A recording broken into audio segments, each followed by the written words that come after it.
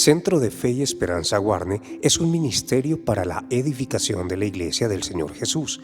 Fundamentado en las Escrituras, su propósito es hacer discípulos a través de la predicación del Evangelio y el amor de los unos por los otros. Queremos bendecir tu vida a través de la transmisión de nuestros servicios de alabanza y adoración en los siguientes espacios semanales. Servicio familiar de alabanza y adoración, domingo 8 de la mañana y miércoles 6:45 de la noche, a través de nuestro canal YouTube Iglesia CEFEC. Fines de semana juveniles, jueves 7 de la noche Radio Juvenil y viernes 7 de la noche Noches Juveniles Virtuales a través de Zoom. Servicio de adolescentes, sábado 5:30 de la tarde a través de Zoom. Escuela dominical para niños, domingo 10:30 de la mañana, niños entre 1 y 5 años. Y a las 11 de la mañana, niños entre 6 y 10 años. Sábados de familia, cada 15 días a las 7 de la noche a través de Zoom.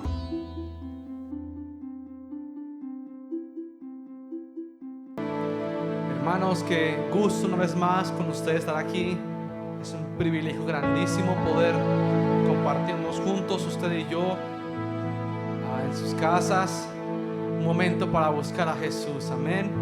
La Biblia dice que busquemos al Señor mientras Él aún pueda ser hallado.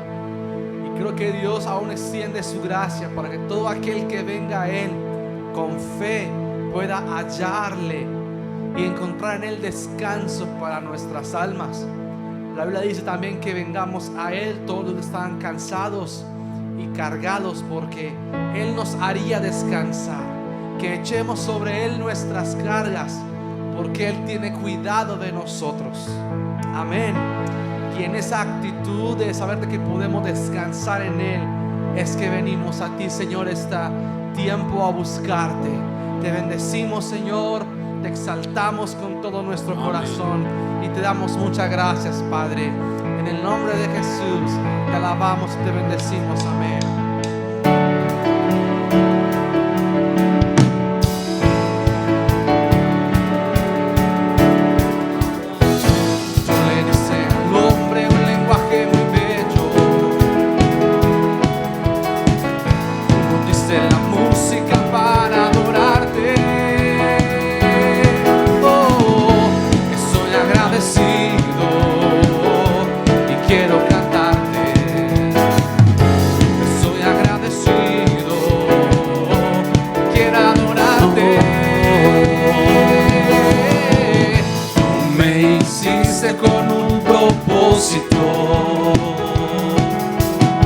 Y en tus planes estaba que yo te adorara. Estoy agradecido y quiero cantarte. Estoy agradecido, quiero adorarte. Yo quiero ser un adorador.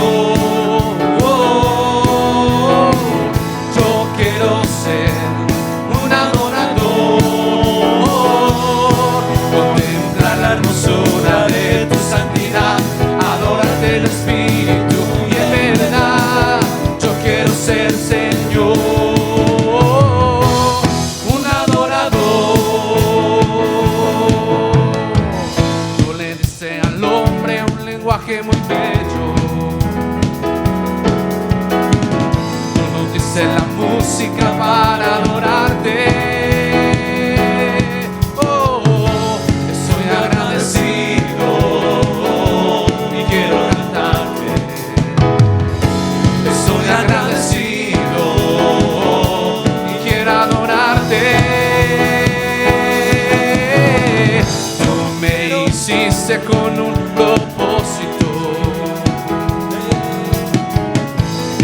necesitaba que yo te adorara. Estoy agradecido y quiero cantarte. Estoy agradecido y quiero adorarte. Yo quiero ser un adorador.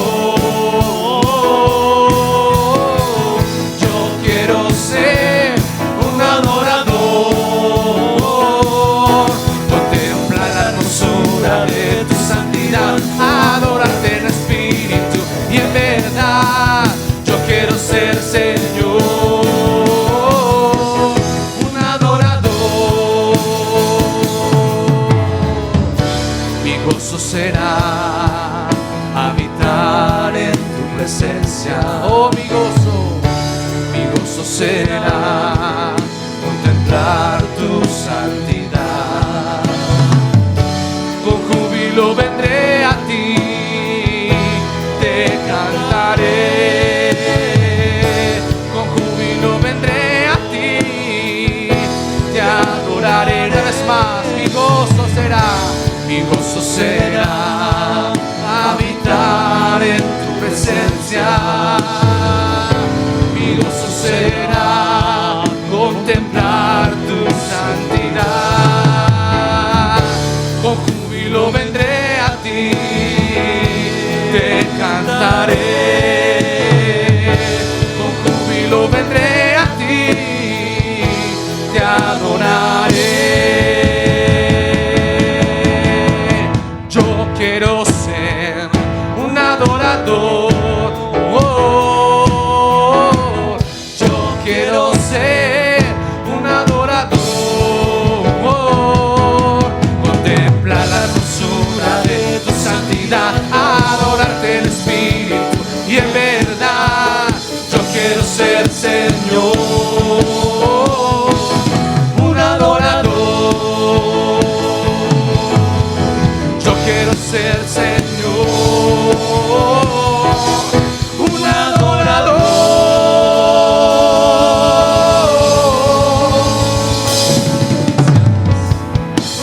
Oh, te adoramos, Jesús. Mi gozo será habitar en tu presencia. Mi gozo será contemplar tu santidad. Con júbilo vendré a ti, te cantaré. Con júbilo vendré a ti, te adoraré. Yo quiero ser un adorador. Yo quiero ser un adorador. Contemplar la hermosura de tu santidad, adorarte en espíritu y en verdad. Yo quiero ser, Señor,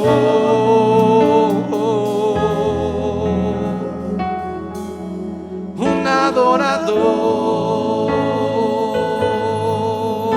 de los que tú buscas, Señor, en espíritu y verdad. Venimos a ti en este momento, Jesús, con gratitud en nuestro corazón porque hemos visto tu cuidado, tu protección. Sí, Señor. Sí, Señor. Hemos visto tu ayuda en cada momento. Amén. Tú eres nuestro ayudador, Señor. No, Señor, nunca nos has dejado desamparados. Siempre has estado con nosotros, Señor. Hoy tenemos que reconocer esto, Dios. Es tu gracia. Y no venimos a ti como Amor, Señor. simples humanos en nuestra debilidad, sino que ahora en Cristo hemos sido reconciliados contigo. Y la Biblia dice que tenemos el espíritu de la adopción por el cual podemos clamar, Abba, Padre. Es más que esta canción, que cualquier canción, es más que palabras. Esta es la verdadera adoración, cuando vivimos una vida consagrada a ti, cuando podemos depender de ti, de tu gracia, cuando obedecemos tus mandamientos.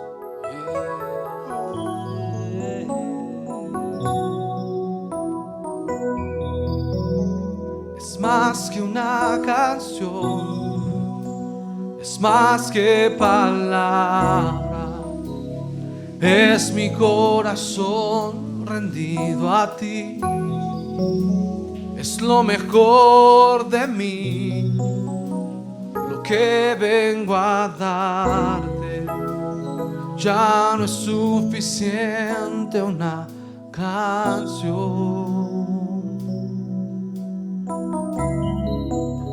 Lo que tú me pidas.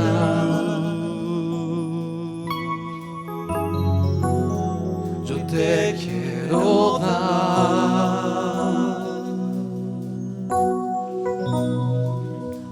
No vengo a pedir, no vengo a buscar, solo vengo a darte mi ofrenda de amor.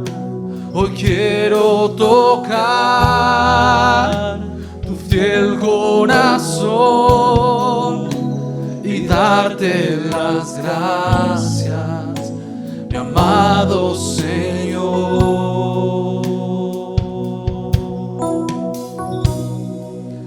Hoy te vengo a bendecir,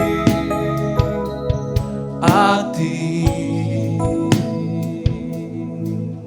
a ti. Hoy te vengo a bendecir, a ti.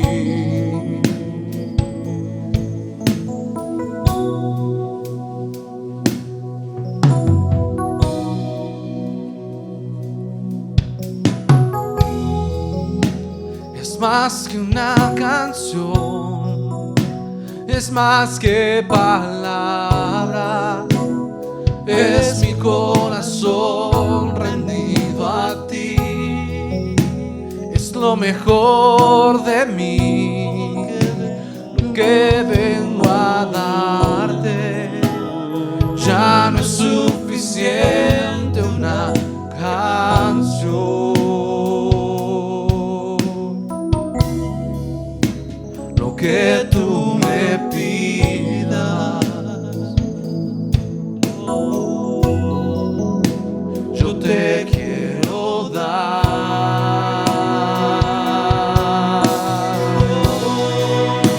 No vengo a pedir, no vengo a buscar, solo vengo a darte mi ofrenda de amor. Hoy quiero tocar tu fiel corazón y darte las gracias, mi amado Señor.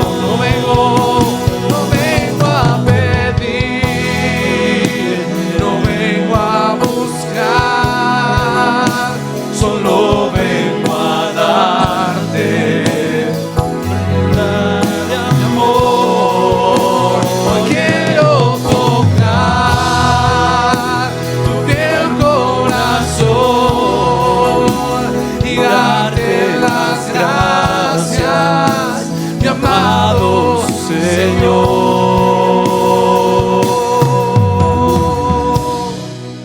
Hoy te vengo a bendecir, a ti. Vamos a adorarle, a ti. Hoy te vengo a bendecir. Me bendice su nombre.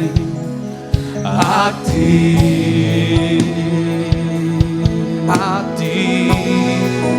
Hoy te vengo a bendecir. A ti, a ti. Hoy te vengo a bendecir. A ti, a ti.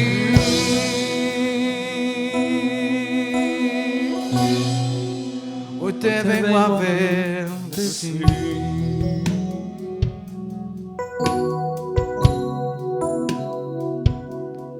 A ti, solo a ti.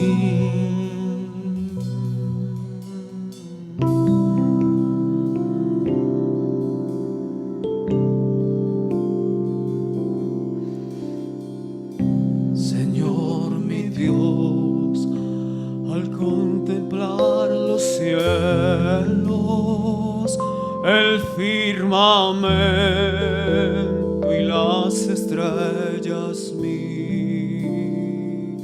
al escuchar tu voz, en los potentes truenos y ver brillar el sol en su ceñir.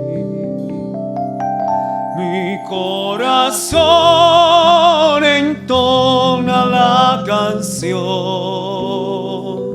cuán grande es Él, cuán grande es Él. Mi corazón entona la canción, cuán grande es Él,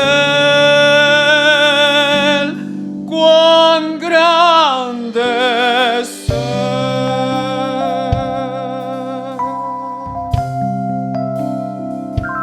Al recorrer los montes y los valles y ver las bellas flores al pasar, al escuchar el canto de las aves y el murmurar del claro manantial, mi corazón entona la canción, cuán grande es Él, cuán grande es Él. Mi corazón entona la canción, cuán grande es Él, cuán grande es Él.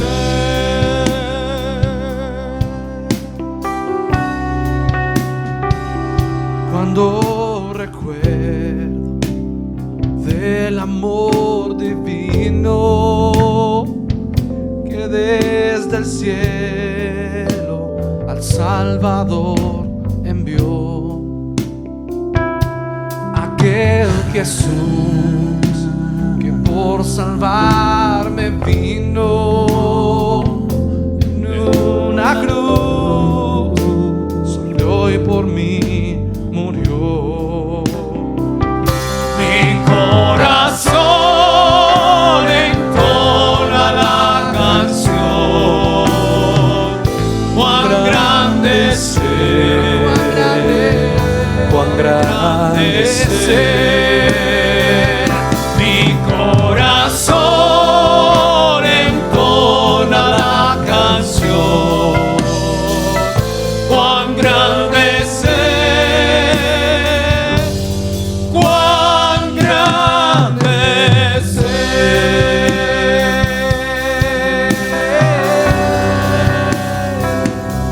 Cuando el Señor me llame a su presencia, al luz de hogar, al cielo de esplendor,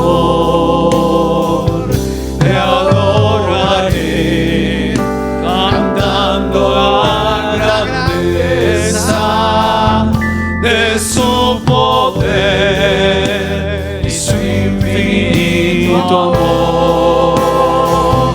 Mi corazón entona la canción, cuán grande es Él, cuán grande es Él, cuán grande es Él. Mi corazón entona la canción,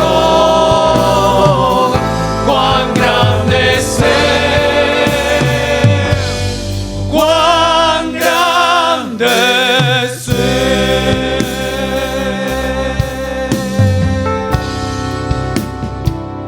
Cuando el Señor me llame a su presencia, al dulce hogar, al cielo de esplendor. Vamos a cantar. Te adoraré, cantando la grandeza de su poder y su infinito amor.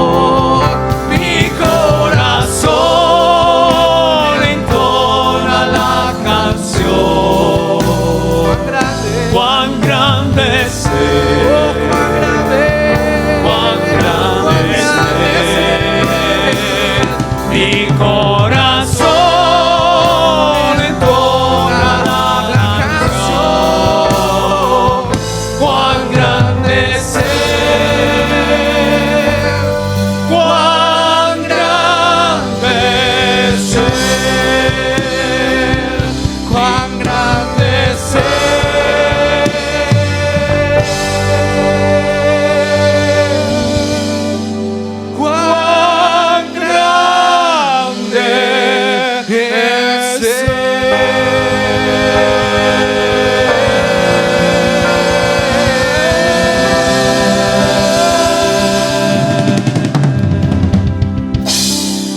Es grande, por siempre confesaremos tu nombre y tus grandezas. Bendito sea tu nombre por siempre y para siempre. Tuya es la adoración, Señor. De ti viene la salvación y de nadie más. Te exaltamos, majestuoso Rey. Gracias. Amén y amén, mis hermanos. Dios les bendiga grandemente.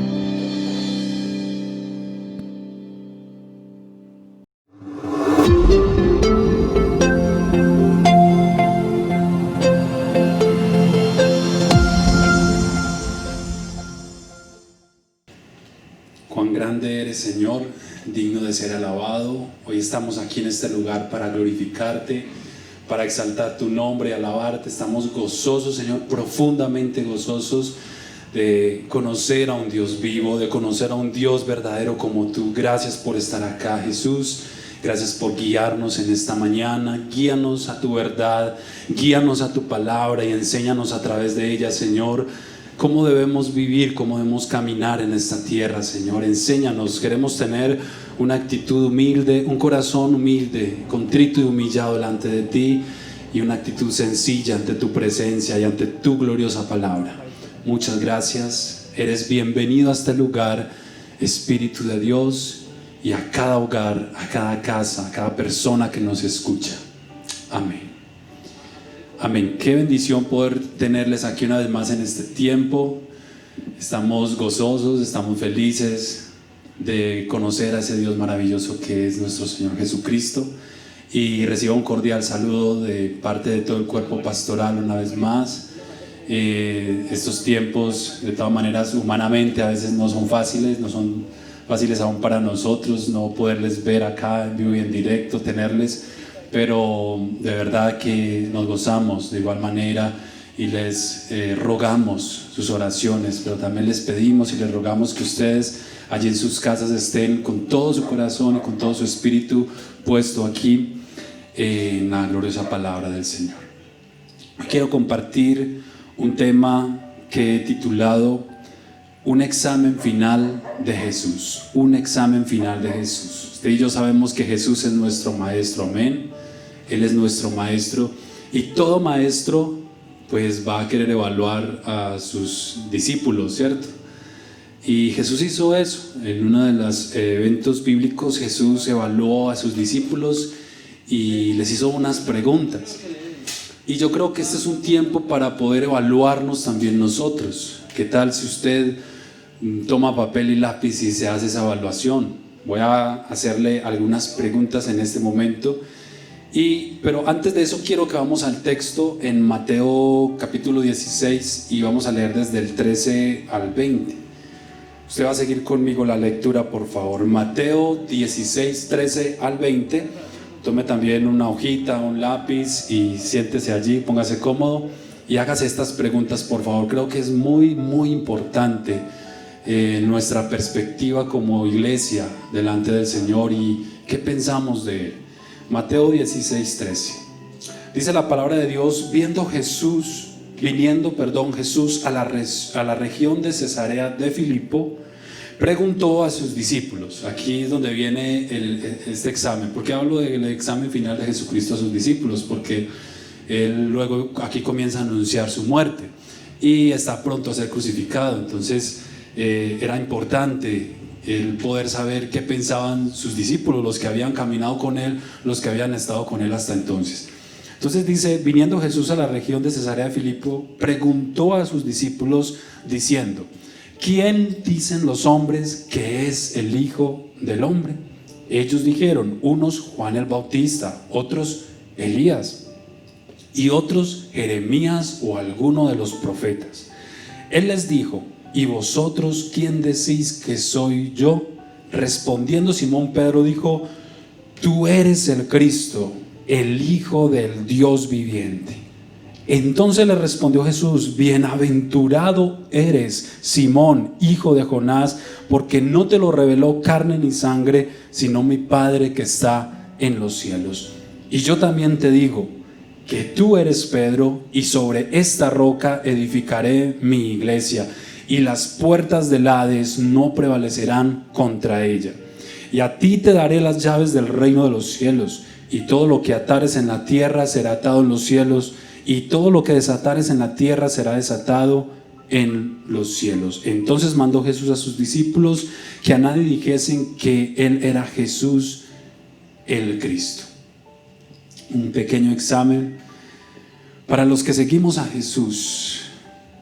Primero que todo quiero que usted se haga esta pregunta allí donde está en su casa. ¿Quién es Jesús para el mundo? Jesús les dice, ¿qué dicen los hombres? ¿Qué dice la gente de mí? ¿Qué dice la gente? Es increíble que hay muchos conceptos y muchas formas en que el mundo ve a Jesús, muchas maneras en que el mundo ve a Cristo. Para algunos escépticos, y usted tal vez conoce a muchos de ellos, Jesús es una leyenda, Cristo es una leyenda. Para el sector del arte, tal vez es una imagen que pueden plasmar y cada día embellecerla mucho más.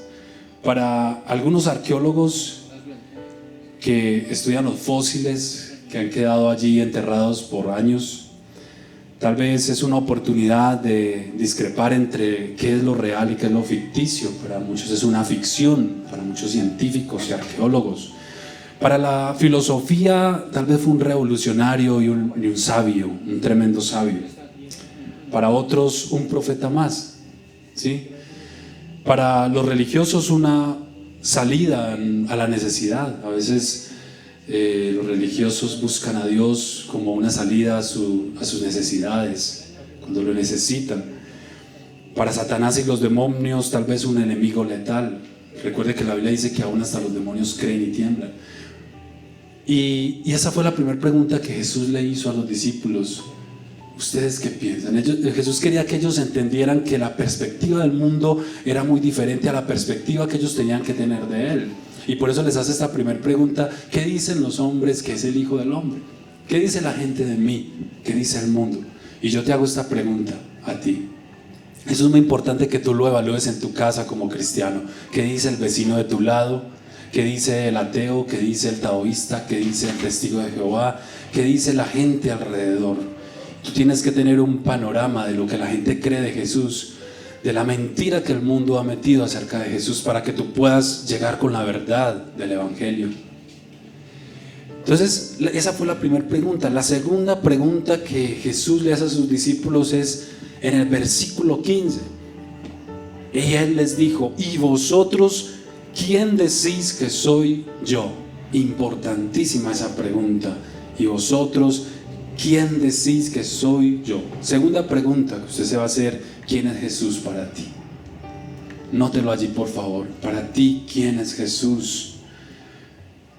Yo creo que necesitamos tener una clara revelación, y usted lo va a hacer allí en su intimidad de su corazón.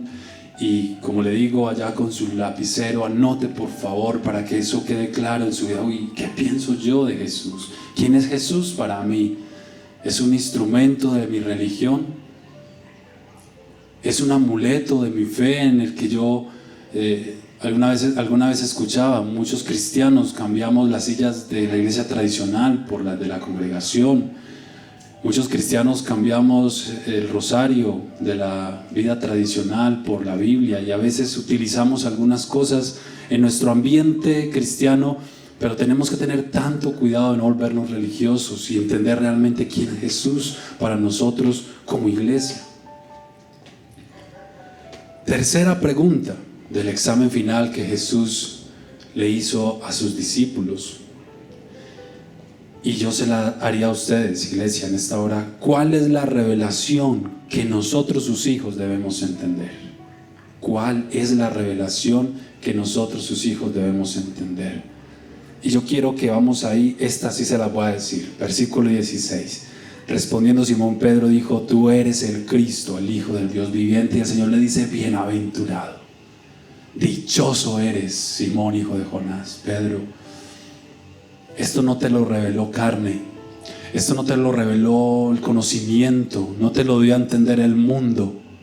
No es direccionado por el concepto y la perspectiva que el mundo tiene hacia mí. Pedro, esto te lo reveló el cielo. Esto vino del cielo. Y esa tercera pregunta yo creo que es clave. La segunda y la tercera pregunta: ¿qué piensas tú de Jesús? ¿Y cuál es la revelación que el Señor Jesucristo quiere que tú entiendas y que tú tengas en tu corazón con claridad? ¿Cuál es esa revelación, iglesia, por la cual nos debemos mover, por la cual debemos caminar, debemos andar? Ahora miremos algunas lecciones que nos deja este examen final de Jesús. Algunas lecciones, por lo menos 3 lecciones que yo puedo observar en este pasaje que nos deja el examen final de Jesús a sus discípulos. Jesús, siendo el maestro, tenía que evaluarlos. Los maestros de nuestro colegio al final de cada periodo evalúan a sus alumnos para saber qué tanto aprendieron, qué tanto estuvieron atentos, ¿cierto?, a sus clases. Y Jesús lanza una tremenda evaluación a su iglesia, a sus hijos, y les dice: ¿qué dicen ustedes que soy yo? Entonces, por eso esto nos deja algunas lecciones importantes de este examen final de Jesús a nosotros en este tiempo, a la iglesia, a la congregación. Y yo te invito para que te evalúes, para que te dejes evaluar por el Señor, para que pienses en estos tiempos cómo está la iglesia, qué perspectiva tiene la iglesia, qué visión tiene la iglesia del Señor Jesucristo, de su palabra en nuestros tiempos. Es muy importante. Entonces, primer lección que nos queda de este examen final de Jesús, primer lección, que entendiéramos que Él era el Cristo, que entendiéramos que Él era el Cristo. El Cristo significa literalmente el Mesías. El Cristo significa literalmente el Mesías, y este proviene de la palabra el elegido, el ungido, el separado para algo, para un propósito perfecto. Esto significa el Hijo del Dios viviente, el Cristo. Jesús quería que entendieran que Él era quien sería crucificado y quien moriría en una cruz. Eso era lo que el Hijo de Dios, Jesucristo, quería que nosotros como congregación, como iglesia, tú como hijo de Dios entendieras. Y es lo que el Señor quiere que tú y yo entendamos. Porque si bien ese fue el examen antes de morir y partir, tal vez Él nos va a evaluar, porque Él regresará. Él regresará, y cuando el Hijo del Hombre venga, ¿qué hallará en la tierra? ¿Hallará fe en nuestros corazones? Entonces yo creo que es muy importante que tú y yo como congregación, como hijos de Dios, como iglesia, nos evaluemos en esto que el Señor nos está enseñando. Entonces es muy importante también como la iglesia, o qué perspectiva tiene la iglesia hacia Jesús. ¿Qué perspectiva? ¿Cómo vemos nosotros? Porque es que el mundo lo ve de muchas formas. La religión lo ve de otra forma, la filosofía de otra forma, el ateísmo de otra forma, el escepticismo de otra forma, los históricos de otra forma, los científicos lo ven de otra forma. Tienen diferentes posiciones y perfiles, pero sabes, tú y yo primero como iglesia del Señor tenemos que tener el perfil correcto de quién es Jesús. Tú y yo tenemos que tener la visión correcta y perfecta de quién es el Hijo de Dios. No estamos jugando a la religión. Tenemos que tener una visión clara que solamente nos la enseña Él a través de su palabra y nos la muestra a través de las Escrituras, la visión correcta de quién es el Hijo de Dios. Es muy importante, iglesia, que en estos tiempos, cuando te estamos diciendo aférrate a Él, a su palabra, te estamos diciendo vive la palabra, escudriña las escrituras y entiende realmente quién es Jesús para ti. No puede ser un concepto dividido. La iglesia no puede tener un concepto dividido de Jesús, porque no está dividido Cristo, no está dividida la iglesia, no está dividido el ministerio, como lamentablemente hoy vemos muchas congregaciones, muchas ramas, muchos conceptos, y hay mucha división de pensamiento. Pero el Señor quiere que seamos uno como Él y el Padre y el Espíritu. Dijo en San Juan capítulo 17: yo ruego, mi Padre, que ellos sean uno como tú y yo, Padre, somos uno. Entonces el concepto de Jesús para nosotros como iglesia no puede estar dividido. Para ti como iglesia no puede estar dividido. Tiene que ser el mismo concepto. Tiene que ser la unidad en la fe, en el amor, en la rectitud, en el caminar, en nuestro continuo caminar de santidad y de consagración. Tiene que haber un mismo concepto de quién es el Señor.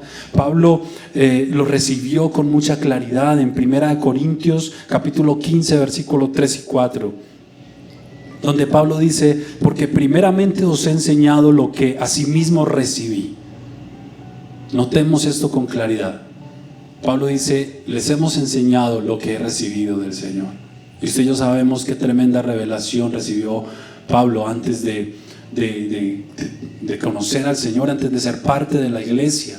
Cómo perseguía a la iglesia, pero qué tremenda revelación recibió el apóstol Pablo, que inmediatamente después de que recobró la vista, lo que hizo fue salir a predicar el evangelio de Jesucristo. Entonces Pablo recibió con tremenda claridad quién era Jesús, porque primeramente os he enseñado, dice el versículo 3 y 4 de 1 Corintios 15, porque primeramente os he enseñado lo que asimismo recibí, que Cristo murió por nuestros pecados, primero, conforme a las Escrituras. Segundo, y que fue sepultado, también. Y dice, y que resucitó al tercer día, conforme a las Escrituras. Iglesia, esto es Cristo, esto es el Evangelio de Cristo. Esto es lo que Pablo nos quiere enseñar. Cristo no vino a hacer otra cosa que esto, morir por nosotros. El propósito de Cristo, el ungido, el Salvador, el Hijo de Dios. Y lo que Él quería que sus discípulos entendieran es: yo he venido a darlo todo. Yo he venido a morir en una cruz, pero también voy a resucitar. Entonces Cristo vino a darnos tantas cosas y tantas bendiciones, pero lo primero que Él vino a hacer fue a morir y a entregar su vida. Pablo no dice: Cristo vino a sanarnos, a prosperarnos, a darnos muchas cosas materiales, a que nos sintiéramos bien, a que permaneciéramos en un confort en nuestra vida. Pablo no está diciendo eso. Dice: primeramente esto fue lo que recibí con claridad, que Cristo murió por nuestros pecados conforme a las Escrituras, que Cristo fue sepultado y que resucitó conforme a las Escrituras. Entonces podríamos decir: ¿quién es Cristo para nosotros? Yo quiero decirte: el que vino, porque muchos ni siquiera creen que Él ya vino por primera vez. Muchos están esperando el Mesías, y ese será el tremendo engaño cuando se manifiesta el anticristo. Muchos esperan la venida del Mesías, la primera venida. Nosotros ya sabemos, y Pablo lo recibió con claridad: yo ya sé que mi Cristo vino, y Él murió y resucitó. Y aún muchos de sus discípulos en sus cartas dicen: y volverá por segunda vez. Gloria a Dios por esto. Yo me gozo por esto. Entonces Jesús vino, también Jesús predicó con tanta rectitud y claridad y fidelidad a la palabra de Dios y al Evangelio. Jesucristo estableció un reino. Jesucristo murió, resucitó, pero también te dio una encomienda. También te entregó una gran comisión: vayan y prediquen mi evangelio. Yo creo que en todo esto redunda nuestra vida cristiana, y es la revelación que tú y yo tenemos que entender. Entonces la primera enseñanza que nos queda de ese examen final de Jesús, o la primera lección que nos queda, es que debemos entender quién es Cristo realmente para nuestra vida. Cuando eso está claro, vamos a pasar a la segunda parte. Lo segundo que Jesús quería que entendiéramos es que la iglesia es la solución a la maldad. La iglesia del Señor, tú y yo somos la solución a la situación actual. Y esto lo predicamos cuando tal vez lo hacemos con mucha euforia, cuando todo está bien alrededor, ¿cierto? Y tenemos el control de las cosas y las cosas caminan bien. Pero ¿qué tal en estos tiempos, iglesia? ¿No has perdido la perspectiva de la iglesia que eres en el Señor? Del Hijo de Dios que eres, de la hija de Dios que eres.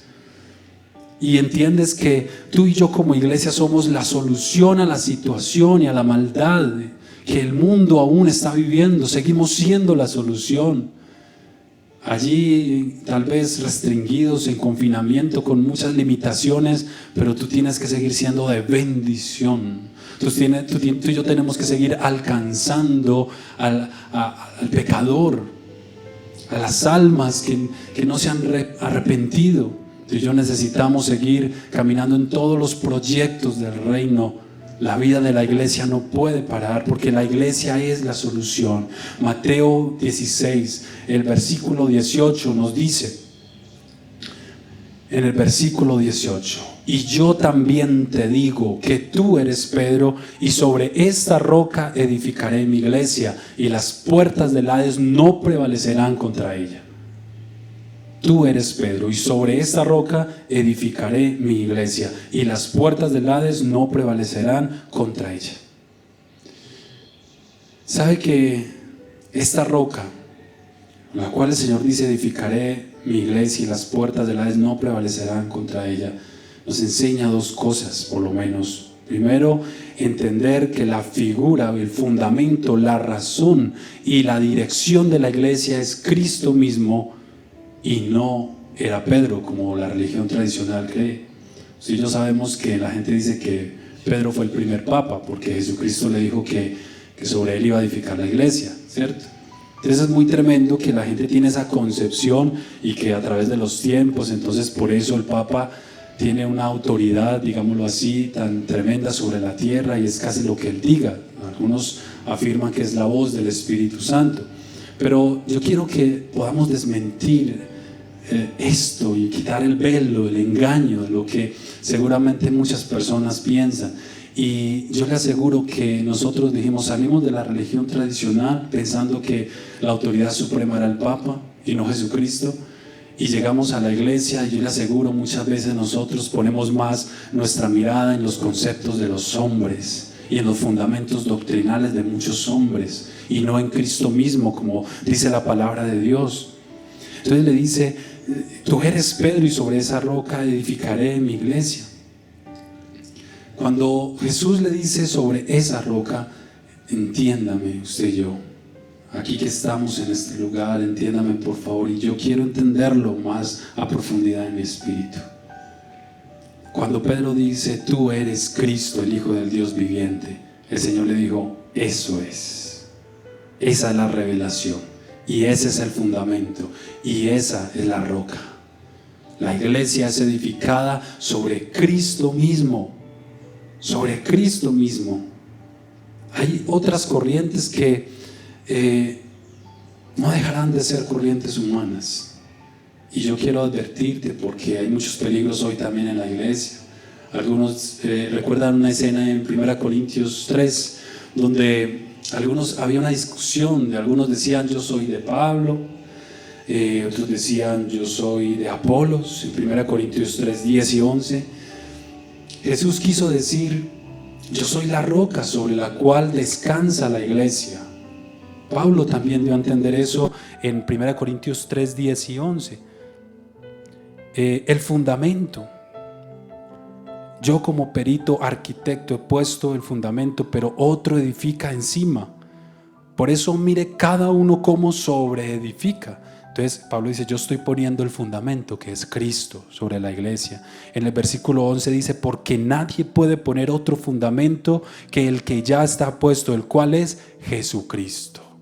Y tremendamente el apóstol Pedro también en 1 Pedro 2:5 nos dice que Él es la piedra angular y que nosotros somos las piedras vivas, ¿cierto? del edificio de Dios, los cuales ofrecemos sacrificio de alabanza al Señor, pero hay un solo fundamento, que es Cristo mismo. No es el Papa, no es Arminio, no es Calvino, no es Wesley, no es... Muchos se han ido hasta a otras corrientes. Es que yo soy wesleyano, yo soy arminiano, yo soy luterano. Pero yo quiero decirte que Cristo es el fundamento. Entonces, cuando Cristo le dice a Pedro: tú eres Pedro, y sobre esta roca, sobre esta afirmación, sobre esa revelación que tú recibiste del cielo, que yo soy el Cristo, el Hijo del Dios viviente, el Salvador, el que murió, el que resucitó, el que trae salvación y el que trae esperanza, únicamente Jesús. Entonces, cuando Pedro recibe esa revelación, entonces dice Jesús: eso es, Pedro. Ese es el fundamento de la iglesia, ese es el fundamento de nuestra doctrina, esa es la roca en que descansa la iglesia del Señor. Ahí es donde Jesús le afirma con claridad a Pedro y le dice: sobre ese principio, ese fundamento, yo voy a edificar mi iglesia. Ahora dice más adelante el versículo 18 de Mateo 16: y edificaré mi iglesia, y las puertas del Hades no prevalecerán contra ella. ¿Qué significa? Que el poder de la muerte no es capaz, escuche bien esto, no es capaz y nunca será lo suficientemente capaz el poder de la muerte de impedir el avance del reino de los cielos, de impedir el avance de la iglesia, por muchas cosas que nos quieran establecer o dictaminar. Es bien que nos vamos a someter a las autoridades establecidas, pero usted y yo tenemos que pedir tanto discernimiento para estos tiempos, porque hay tantas cosas encubiertas, iglesia. Hay tantas cosas encubiertas que muchas veces nosotros ni entendemos el por qué en un momento empiezan a cerrar iglesias y empiezan a limitar y empiezan a querer establecer un régimen mundial sobre la iglesia del Señor, cuando el Señor dijo: las puertas del Hades no prevalecerán. La maldad no prevalecerá. El mundo y las cosas y las leyes del mundo no prevalecerán contra la ley de Dios y contra la iglesia del Señor. Por eso tenemos que, no estoy hablando de rebeldía, porque seguramente somos también prudentes. La Biblia dice en Proverbios que el avisado ve el mal y se esconde, pero los simples pasan y reciben el daño.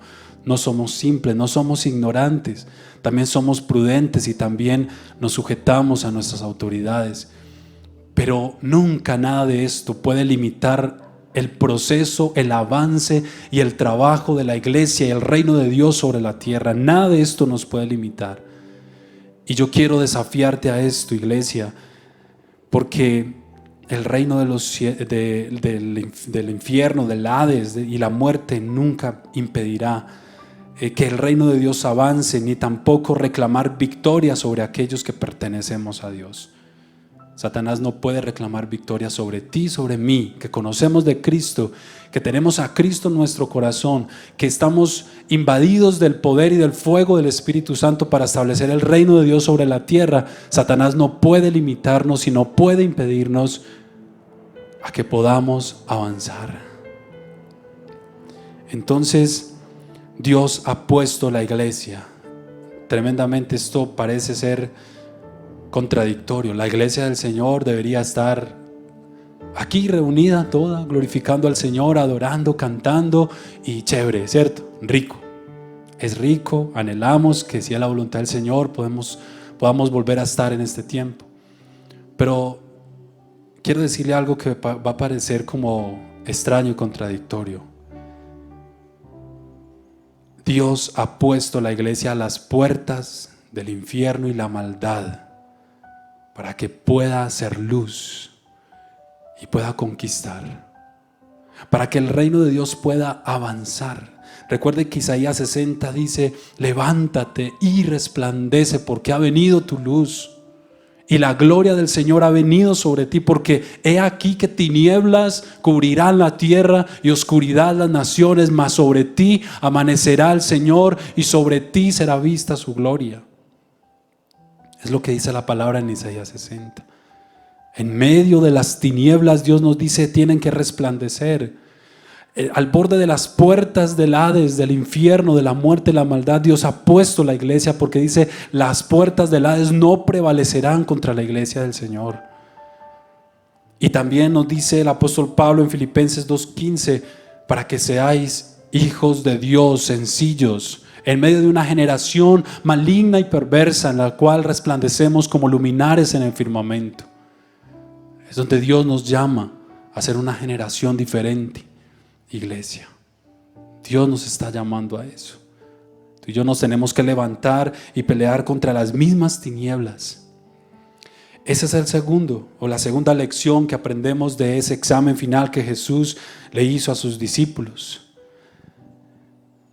Yo quiero decirte que es necesario entender qué es ser parte de la iglesia. Y la pregunta que yo te hago, una pregunta más: ¿eres parte de la iglesia? ¿Tienes carga también por las cosas de la iglesia y por lo que Dios ha establecido y nos ha establecido como iglesia? Muchos han perdido el sentido de iglesia porque piensan que la iglesia es venir acá. Piensan que la iglesia es pertenecer a un grupo donde vienen cada 8 días, se reúnen, comparten, escuchan una palabra, cantan unas canciones, saludan personas y se van. Pero el contexto de iglesia va más allá que esto. Por eso muchos en este tiempo han perdido el ánimo y tal vez muchos ni escuchan los mensajes, las predicaciones que se les envía, y han perdido el sentido de identidad, de apropiarse a las promesas que Dios nos ha entregado. La iglesia hoy no está aquí reunida, pero está en casa, está en la empresa, sigue en el trabajo, sigue en las calles, sigue en los parques, sigue en los buses, sigue en todo lugar. Es increíble cómo una situación como esta hasta a veces nos confina de tal manera que hace que callemos lo que no podemos callar. Y por eso yo te confronto en esta hora y te pregunto: ¿te consideras parte de esa iglesia que el Señor dice: las puertas del Hades no prevalecerán contra mi iglesia? ¿Te consideras parte del cambio y que a pesar de que a través de otros medios y de otras formas y otras maneras que estamos usando como congregación, tú sigas impactando vidas, tú sigas bendiciendo familias, tú sigas bendiciendo hogares? No podemos dejar de hacerlo, porque el Señor nos entregó algo más claro y mucho más diferente que el pensar que somos simplemente una iglesia de paredes. Somos la iglesia del Señor y las puertas del Hades no prevalecerán. Ni los regímenes que el mundo quiera establecer, ni las cosas malas que puedan acontecer, ni lo que esté pasando, ni la enfermedad, ni la muerte. A los discípulos de Jesucristo, ellos no les afectó ni la muerte misma. Ellos murieron por causa del evangelio. Y yo a veces me pregunto: Señor, ¿cómo estamos preparados como iglesia? No podemos seguir escondidos. Tú no puedes seguir diciendo: pues ya no voy allá, no estamos congregándonos allá, entonces no me interesa escuchar mensajes. Hay muchos mensajes y esto está lleno de mensajes, entonces ni siquiera escucho las reuniones. Tú tienes que identificarte con lo que estamos haciendo como iglesia. Te desafío y te reto a que te conectes en cada ministerio, con los niños, con los jóvenes, el colegio, las familias, los hombres, los jóvenes, las mujeres, cada uno de los que ha establecido sus actividades, sus proyectos, sus programas, sigue allí conectado con ahínco, con fuego, con pasión. No puedes estar desapercibido a lo que estamos haciendo como iglesia. Quiero pasar a mi tercer y último punto, de la lección que Jesús quería que pudiéramos entender. Y dice: las llaves nos han sido dadas. Esa es la lección que aprendemos, la tercera lección del examen final que Jesús hizo a sus discípulos.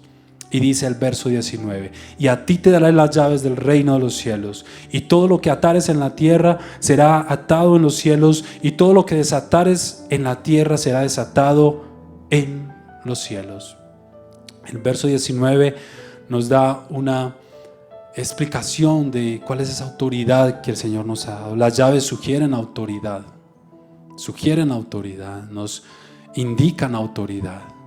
Cuando le dice: no prevalecerá el infierno contra ti y yo te entrego la llave. Y me gusta mucho cuando en el versículo 18 está diciendo: y tú eres Pedro. Entonces, ¿cuál es esa llave? Recuerdan que La primera predicación del libro de los Hechos fue el apóstol Pedro.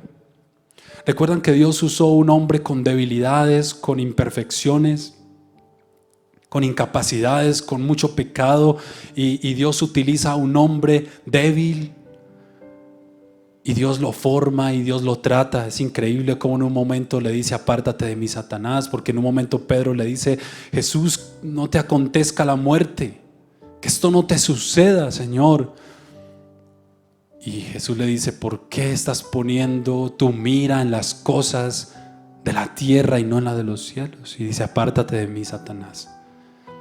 Increíble cómo en un momento de esos Pedro, que era tan impulsivo, tan pronto en sus palabras, tan ligero para hablar, un hombre sanguíneo, revolucionario, que siempre metía la cucharada, pero Dios utiliza a este hombre, forma su carácter, lo levanta, lo transforma, lo cambia y luego lo envía y le entrega las llaves, y él abre con un tremendo mensaje de Jesucristo en el libro de los Hechos, y en esa primer predicación se convierten más de 3,000 personas y Dios empieza a usar poderosamente a este hombre, y luego escribe unas cartas también para nosotros como iglesia y nos enseña. Un hombre con fuego, con pasión, con amor por la iglesia, por la obra de Dios, y Dios le dice: a ti te doy las llaves.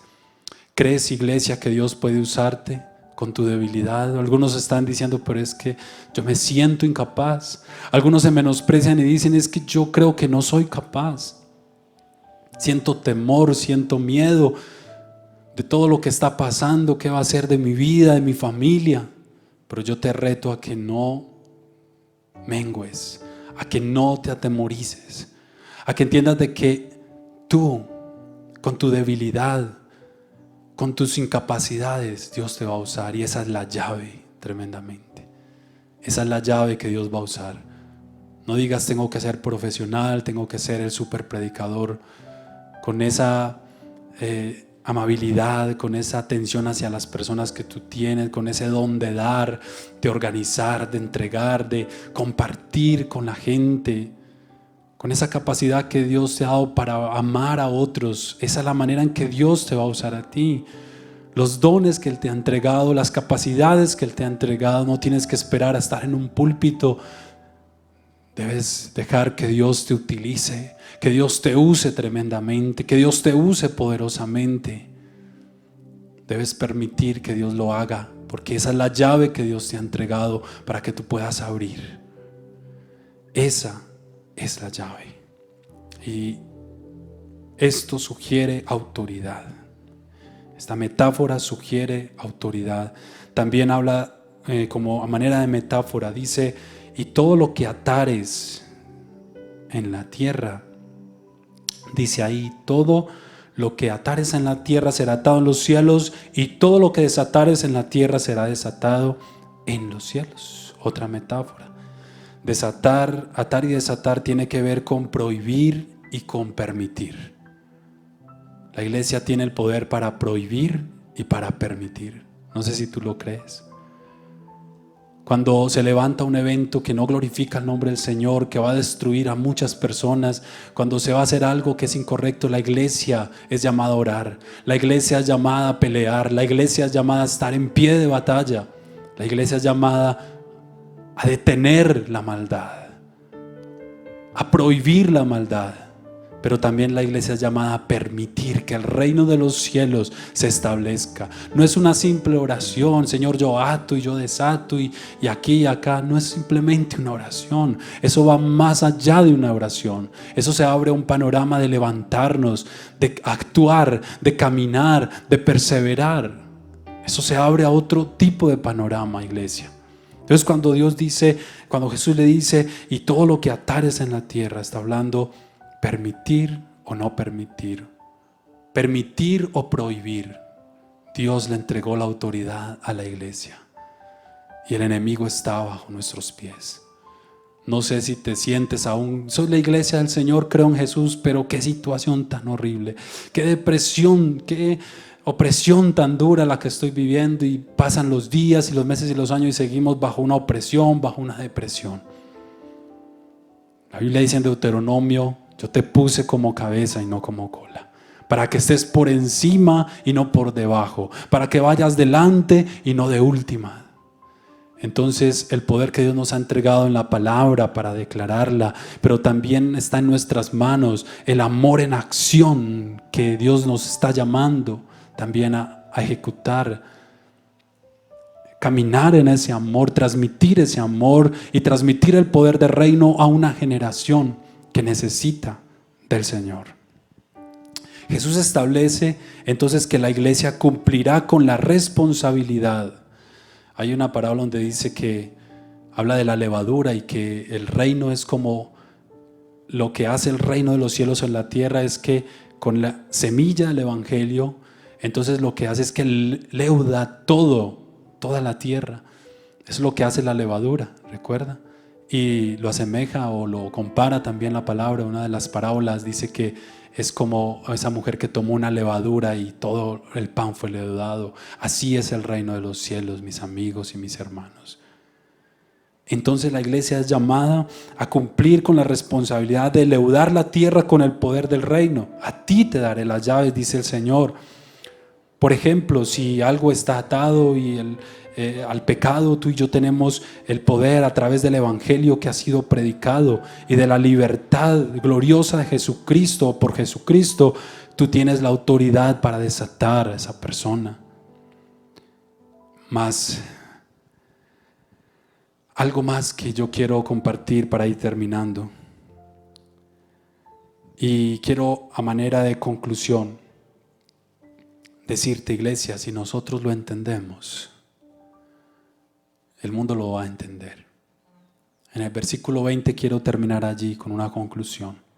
Entonces mandó a sus discípulos que a nadie dijesen que Él era Jesús el Cristo, porque Jesús entendió la importancia de que si ellos lo entendían, solamente con ellos. Porque a veces decimos, hablamos, proclamamos y le decimos a la gente quién es Dios, pero ni siquiera nosotros nos lo hemos masticado bien. Ni siquiera nosotros nos hemos apropiado bien de quién es Jesús, de qué es la palabra, qué es la iglesia, qué es la vida cristiana. Y le estamos diciendo a la gente quién es Jesús. Entonces el Señor les dice, no le digan a nadie. Es suficiente que ustedes lo entiendan, porque si tú y yo lo entendemos, el mundo lo entenderá. Si tú y yo entendemos el amor de Dios, el mundo verá el amor de Dios. Si tú y yo entendemos el poder de Dios, el mundo verá el poder de Dios a través de nuestras vidas. Eso es el evangelio. Por eso les dice, no le digan a nadie. No le digan a nadie. Seguramente la gente lo entenderá. Había mucha gente que quería tentar a Jesús y hacerle caer, buscar ocasión de una caída, y en momento le hacían tantas preguntas para querer corcharlo, pero Jesús era simple en sus respuestas y en muchas ocasiones ni respondía porque sabía que lo hacían para eso.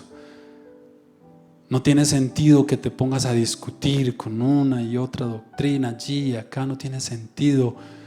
Si tú estás convencido de quién es Jesús y qué es la verdad de su palabra, entonces tú enseñarás al mundo y la gente va a creer. Y el mundo va a creer cuando tú y yo como iglesia entendamos quién es Jesús. El Cristo, el Hijo del Dios viviente.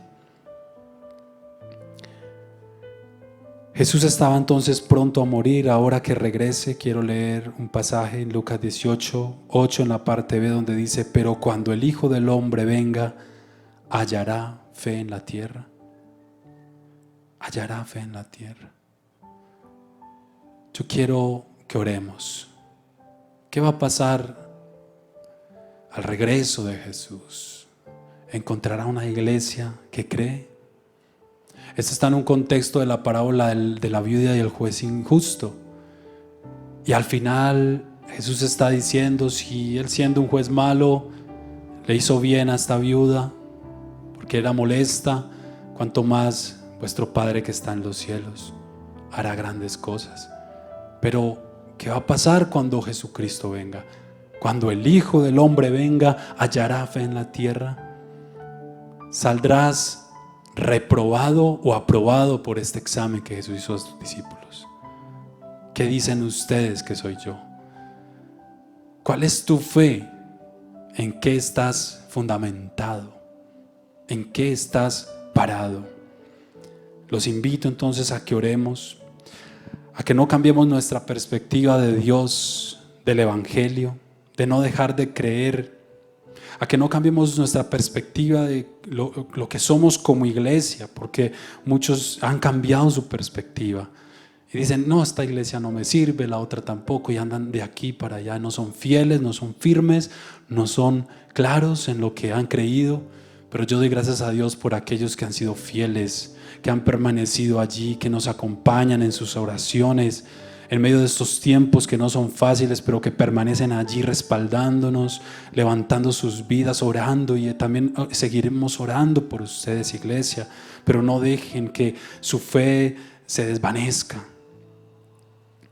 Pablo dijo que aunque él estaba preso, la palabra y el evangelio no estaba preso. Es necesario entonces este examen final de Cristo para muchos de nosotros. Por favor, yo te invito a que cierres tus ojos, inclines tu rostro, tus rodillas, o de pie o sentado en el lugar donde te encuentras. Te invito para que evalúes tu corazón, tu vida, tu ministerio, tus creencias. Examina tu ser y dile: Señor, los conceptos humanos siempre serán humanos. El mundo dice de los hombres, pero yo quiero hablar de ti. El mundo cree en las corrientes y en las doctrinas, pero yo quiero creer en ti. Yo quiero caminar contigo. Yo quiero confiar en que tú eres el Cristo, el Hijo del Dios viviente. Quiero recibirlo no solo en mi conocimiento, sino en mi espíritu, entender quién eres tú para mi vida, Señor. Yo te pido en esta hora que bendigas a tu pueblo y a tu iglesia, y yo oro por aquellos que están allí escuchándonos. Si tú por primera vez has escuchado un mensaje de estos, o así no sea por primera vez, hoy el Señor te ha hablado algo a tu corazón, quiero invitarte a que ores conmigo y le digas: Jesucristo, el Mesías, el Hijo del Dios, el enviado, el ungido, mi todo eres tú. Jesucristo, te recibo en mi corazón. Ya no quiero creer en los conceptos humanos, ya no quiero dejarme guiar por los pensamientos de los hombres. Yo quiero dejarme guiar por tu palabra. Quiero que me enseñes, quiero que me hables, quiero leer tu palabra, quiero escudriñar tus escrituras, quiero entender en mi espíritu algo nuevo, algo diferente, Señor, no pasajero, no efímero, no momentáneo. Señor, hoy quiero que acrecientes mi fe. Yo ruego para que tú me levantes. Yo ruego para que tú me ayudes a creer, y que en estos tiempos, Señor, tú seas el alivio para mi necesidad. Allí levanta tus manos y dile: Señor, te recibo en mi vida, en mi corazón. Te hago el dueño de mi vida. Quiero que vivas. Quiero que permanezcas en mí. Quiero conocerte cada día más. Y quiero amarte con todas las fuerzas de mi alma, de mi mente y de mi corazón. Padre, coloco mi vida delante de ti. Te exalto y te alabo en el nombre de Cristo Jesús. Señor, yo bendigo tu iglesia. Yo declaro sobre tu iglesia vida, sanidad, bendición, pero lo primero, salvación. Tú siempre has querido la salvación antes que la bendición, y yo declaro salvación para aquellos que nos escuchan, conversión para aquellos que andan divagando en sus pensamientos, pero también oro por provisión, por sanidad y por bendición para sus vidas en Cristo Jesús. Amén. Que el Señor les continúe bendiciendo. Les amamos. Sigan conectados con nosotros en estos espacios. Dios les bendiga. Centro de Fe y Esperanza Guarne es un ministerio para la edificación de la Iglesia del Señor Jesús. Fundamentado en las Escrituras, su propósito es hacer discípulos a través de la predicación del Evangelio y el amor de los unos por los otros. Queremos bendecir tu vida a través de la transmisión de nuestros servicios de alabanza y adoración en los siguientes espacios semanales. Servicio familiar de alabanza y adoración, domingo 8 de la mañana y miércoles 6:45 de la noche, a través de nuestro canal YouTube Iglesia Cefec. Fines de semana juveniles, jueves 7 de la noche, Radio Juvenil, y viernes 7 de la noche, noches juveniles virtuales a través de Zoom. Servicio de adolescentes, sábado 5:30 de la tarde a través de Zoom. Escuela dominical para niños, domingo 10:30 de la mañana, niños entre 1 y 5 años. Y a las 11 de la mañana, niños entre 6 y 10 años. Sábados de familia, cada 15 días a las 7 de la noche a través de Zoom.